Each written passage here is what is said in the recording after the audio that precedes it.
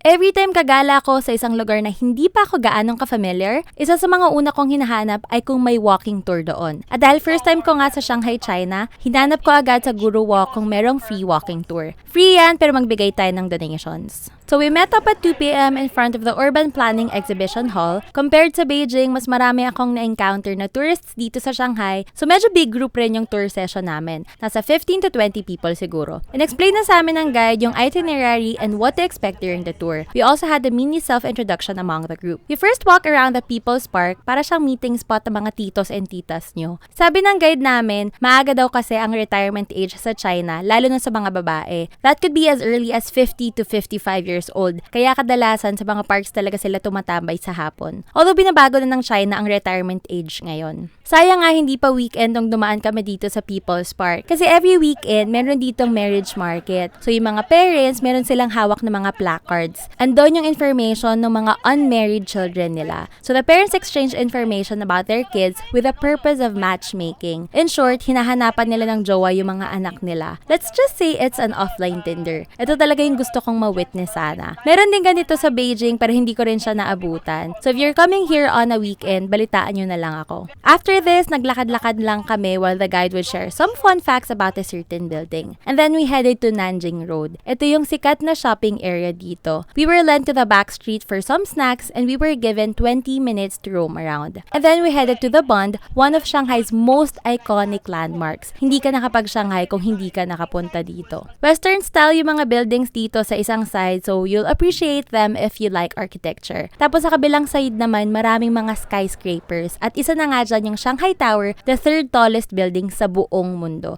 Na-share ko na yung experience ko sa pag-akyat dyan. So kung gusto niyo namang sumakay ng river cruise dito sa gabi, book this on Klook. Don't forget to use my promo code, TRAVELERKLOOK for a discount. Pwede niya rin gamitin yan sa iba pang mga activities niyo while in China. Along our route, pinakita rin sa amin ng guide namin yung mga statue na ginamit ng China before para i-promote yung one-child policy. So we ended the day at Yuyuan shopping area at around 6 p.m. Ito yung isa sa mga favorite places ko sa Shanghai. Bumalik pa talaga ako dito on my own nung last day ko. Maganda yung ambience dito, magandang magpicture, marami ring mga shopping stalls. Marami na rin kainan sa area na to, so pwedeng dito na kayo mag-dinner. Dito na rin ako nabili ng pasalubong sa shop na to, dito lang sa may Gate 5. After the tour, pinopost nila yung mga photos ng tour nila sa FB page. There you go if you're visiting Shanghai for the first time.